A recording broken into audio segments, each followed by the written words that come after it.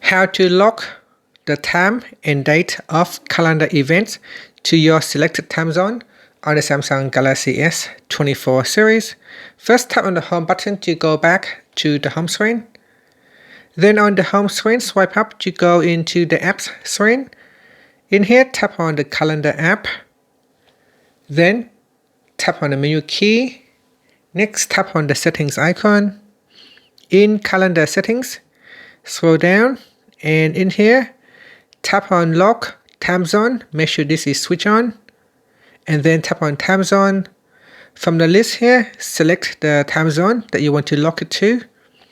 So here, if I scroll down, I can lock to a certain time zone. So perhaps I'm going to choose Sydney, Australia. So I'll lock to that time zone, and then tap on the back key, tap on the home button to go back to the home screen.